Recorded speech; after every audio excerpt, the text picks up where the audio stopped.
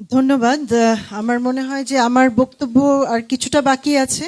আমার বক্তব্য শেষে আপনাদের মনে যে প্রশ্নের উদ্রেক হয়েছে আমরা সেটার উত্তর দিতে সক্ষম হব। আমি ধন্যবাদ জানাচ্ছি ওয়ালিদকে তার তথ্যবহুল প্রেজেন্টেশনের জন্য। তো আপনারা দেখলেন তার প্রেজেন্টেশনে যে সংবিধান অনুযায়ী সেন্টারের চেয়ারম্যানের সভাপতিত্বে কাউন্সিল অফ ম্যানেজমেন্টের যে বিধিবদ্ধ সভা হওয়ার কথা ছিল তা সম্ভব হয়নি। ফলে ভাইস প্রেসিডেন্ট ও জেনারেল সেক্রেটারি সহ যে বিভিন্ন গুরুত্বপূর্ণ পদ যেগুলো ছিল নিয়মতান্ত্রিকভাবে মনোনয়ন সেখানে দেয়া যায়নি এবং নতুন নির্বাহী কমিটি বা ইসিও আনুষ্ঠানিকভাবে বা সংবিধান মোতাবেক গঠিত হয়নি। আপনারা দেখেছেন যে chairman, founding member, corporate founding member এবং নির্বাচনে অংশগ্রহণকারী অপর প্যানেলের বিজয়ী সদস্যদের অনুপস্থিতিতে জনাব দেলোয়ার হোসেন শুধুমাত্র তার নিজ পক্ষের লোকজনের উপস্থিতিতে নির্বাচনের রাতেই নিজেকে জেনারেল সেক্রেটারি হিসেবে ঘোষণা করেন, যা ছিল সম্পূর্ণভাবে সংবিধান পরিপন্থী। পরবর্তীতে তিনি ও তার প্যানেল নিজ উদ্যোগে কাউন্সিল অফ ম্যানেজমেন্টের সভা পরিচালনা করেন এবং চেয়ারম্যানের অনুমতি ছাড়াই এবং কমের যথাযথ সভা ছাড়াই নিজের পছন্দ মতন লোকজন নিয়োগ দেন এবং এসব সভায় সেন্টারের কোনো কোনো সদস্যকে বহিষ্কার করেন এবং নতুন সদস্য অন্তর্ভুক্ত করার মতো অনভিপ্রেত সিদ্ধান্ত গ্রহণ করেন এবং অবৈধভাবে আয়োজিত এবং এই তাদের সকল সিদ্ধান্তই ছিল অবৈধ। এর প্রতিক্রিয়ায় অন্য যে প্যানেলটি ছিল তারাও একই প্রক্রিয়ায় পৃথক একটি নির্বাহী কমিটি গঠন করে। এর ফলে কার্যত দুটি পৃথক কমিটি তৈরি হয়, যা বাংলাদেশ সেন্টারের কার্যক্রমকে পুরোপুরি স্থবির ও লক্ষ্যচ্যুত করে দেয়। চেয়ারম্যান হিসেবে বর্তমানে আমার কাছে বা আমাদের কাছে বাংলাদেশ সেন্টারের ব্যাংকের লেনদেনের কোনো তথ্য নেই। ফলে সেন্টারের ব্যাংক অ্যাকাউন্ট পরিচালনা বা আর্থিক লেনদেনের ক্ষেত্রে কোনো ধরনের স্বচ্ছতা ও জবাবদিহিতা নিশ্চিত করা সম্ভব হচ্ছে না। অন্যদিকে গ্রিন প্যানেলের কাছে সেন্টারের চাবি বা ব্যাংক অ্যাকাউন্টের নিয়ন্ত্রণ না থাকায় সেন্টারের সার্বিক আর্থিক ও প্রশাসনিক কর্মকাণ্ডে তাদের কোনো ভূমিকা রাখারও সুযোগ ছিল না।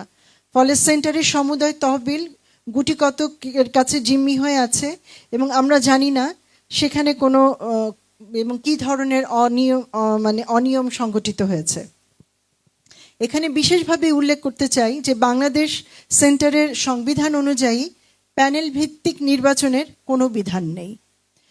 সুধীবৃন্দ, এই বিরোধ নিরসনে আমার পূর্বসূরি মান্যবর হাইকমিশনার সর্বোচ্চ চেষ্টা করেছিলেন। তিনি 2024 সালের এপ্রিল ও সেপ্টেম্বর মাসে উভয় পক্ষকে নিয়ে একাধিক বৈঠক করেন। সবাই মিলে একটি যৌথ কমিটি গঠনের নীতিগতভাবে সম্মতিও গৃহীত হয়েছিল, কিন্তু অত্যন্ত দুঃখজনকভাবে প্রতিবারই একটি পক্ষের অনড় অবস্থানের কারণে সেই উদ্যোগগুলো ভেস্তে যায় এবং কোনো স্থায়ী সমাধান আসে নাই।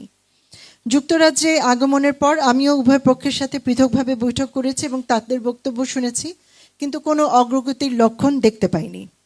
কাউন্সিল অফ ম্যানেজমেন্টের নির্বাচনের 2 বছরের মেয়াদ 25শে নভেম্বর 2025 তারিখে শেষ হবে বিধায় আমি গত 17ই নভেম্বর কাউন্সিল অফ ম্যানেজমেন্টের একটি সভা বাংলাদেশ সেন্টারে আহ্বান করেছিলাম। উক্ত সভায় আমি সেন্টারের সকল প্রতিষ্ঠাতা কর্পোরেট মেম্বার এবং গত 26শে নভেম্বর 2023-এর নির্বাচনে যে সদস্যরা নির্বাচিত হয়েছিলেন তাদের নিয়ে একটি গঠনমূলক আলোচনায় বসতে চেয়েছিলাম।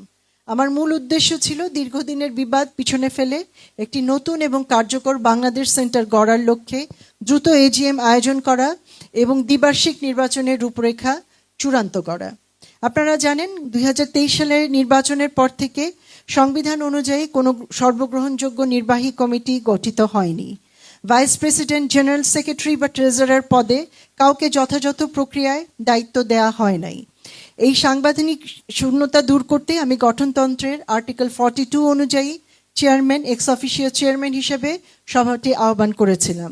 কিন্তু দুঃখের বিষয় এই যে যারা সেন্টারের এই অচলাবস্থা বজায় রাখতে চান তারাই পরিকল্পিতভাবে সেই সভাটি পণ্ড করেন। সেদিন সেখানে আমার এবং আমার সহকর্মীদের সাথে যে ধরনের ব্যবস্থা বা হেনস্থা করা হয়েছে তা আপনারা সবাই অবগত আছেন।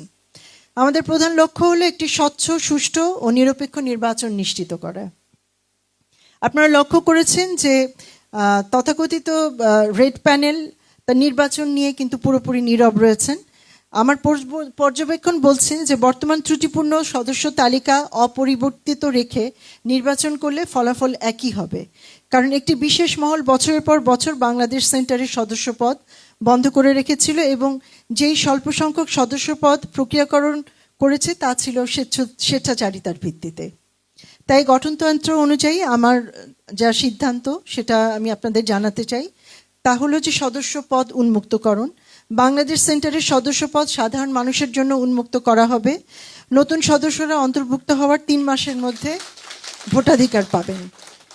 একটি অন্তর্ভুক্তিমূলক সেন্টার তৈরি করে ন্যূনতম নির্দিষ্ট সময় পরে আমরা একটা এজিএম আয়োজন করে কম নির্বাচন করে সঠিকভাবে অফিস হোল্ডার নির্বাচন ও ইসি নির্বাচন করতে পারি। সদস্যদের ফি স্বচ্ছতার সাথে জমা করার জন্য আমি ব্যাংক অ্যাকাউন্টের নিয়ন্ত্রণ নেওয়ার প্রক্রিয়া শুরু করতে যাচ্ছি এবং জনাব দেলোয়ার হোসেন উনি নিজেকে জেনারেল সেক্রেটারি হিসাবে পরিচয় দিয়ে থাকেন, কিন্তু তার সেখানে আসলে ওই পদে থাকার কোনো বৈধতা নেই। তাই তাকে অবিলম্বে ব্যাংক ডিটেলস এবং সকল নথিপত্র হস্তান্তরের আহ্বান জানাচ্ছি। আমি চাই সব নথিপত্র বুঝে নিয়ে দ্রুত নতুন সদস্য ভর্তি প্রক্রিয়া শুরু করতে, যাতে একটি প্রকৃত গণতান্ত্রিক প্রক্রিয়া এই প্রতিষ্ঠানের অচলাবস্থা দূর হয়। পরিশেষে বলতে চাই, বাংলাদেশ সেন্টার কোনো ব্যক্তির না, কোনো গোষ্ঠীর নয়, এটি ব্রিটিশ বাংলাদেশিদের আবেগ এবং ঐতিহ্যের একটা ঠিকানা। আমাদের পূর্বসূরীরা এই প্রতিষ্ঠানটা গড়েছিলেন আমাদের পরিচয়ের বাতিঘর হিসেবে। আমরা সেই আলো নিভতে দিতে পারি না। আজ সময় এসেছে এই প্রতিষ্ঠানকে ব্যক্তি স্বার্থের ঊর্ধ্বে উঠে আবার সাধারণ মানুষের কাছে ফিরিয়ে দেওয়ার। আসুন আমরা সকল বিভেদ ভুলে ন্যায়ের পক্ষে দাঁড়াই। ব্যক্তিগত সংকীর্ণতা আর বিভ্রান্তি কাটিয়ে আমরা এমন একটা বাংলাদেশ সেন্টার গড়ে তুলি যা হবে আমাদের সততা, ঐক্য এবং মর্যাদার প্রতীক। ইনশাআল্লাহ আপনাদের